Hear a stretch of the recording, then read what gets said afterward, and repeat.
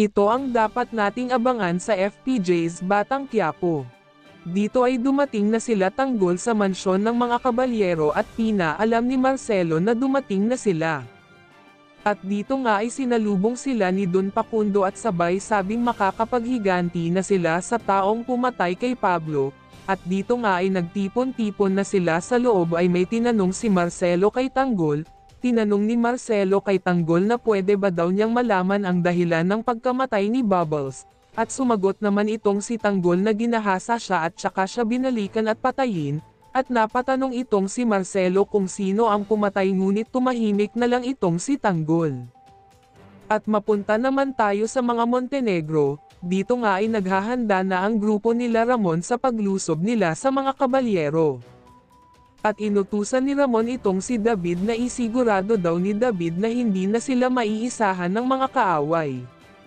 Ngunit nung kumustahin ni David itong si Catherine ay napansin niyang wala na ito at nakatakas, kung kaya nasigawan ni David ang tauhan na nagbabantay kay Catherine, at dito nga ay sinabi na ni David kay Ramon na nakatakas si Catherine at nagdesisyon itong lumusob na upang hindi daw mapaghandaan ang pagdating nila dahil alam nilang magsusumbong itong si Catherine kay Don Facundo na may masamang plano ang mga Montenegro sa kanila. At bumalik naman tayo sa mansyon ng mga kabalyero, dito nga ay dumating na itong si Don Facundo kung saan nagtipon-tipon itong sila Tanggol. Dito ay sinabi ni Don Facundo kung bakit pinapunta ni Don Facundo itong sila Tanggol.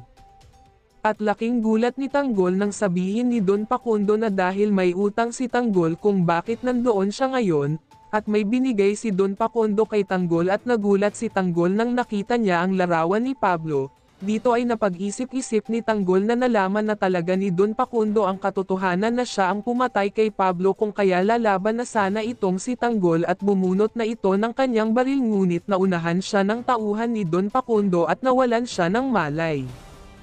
At sa paggising ni Tanggol ay nakatali na silang lahat at agad niyang narinig ang mga sigaw ng kanyang mga kasama na tinatawag ang kanyang pangalan at tila humihingi ng tulong. Ngunit walang magawa itong si Tanggol dahil sinimulan na ni Don Facundo ang kanyang pagpapahirap sa kanya. Dito nga ay tinali si Tanggol sa kabayo nila Don Facundo at plano niyang kaladkarin itong si Tanggol, pero bago niya ginawa yun ay may sinabi pa siya kay Tanggol. Sabi ni Don Facundo na bago kita ilibing ay magduruse ka, at dito ay inutusan ni Don Facundo ang kanyang tauhan na patakbuhin na ang kabayo at kaladkarin itong si Tanggol. Hanggang saan kaya matitiis nila Tanggol ang kalupitan ni Don Facundo? Magkikita nga kaya talaga itong si Ramon at Tanggol at si Ramon din kaya ang dahilan kung bakit matitigil ang mga ginagawa ni Don Facundo kanila Tanggol. Yan ang dapat nating abangan dito sa FPJ's Batang Quiapo. Please like and subscribe our channel. Maraming salamat po.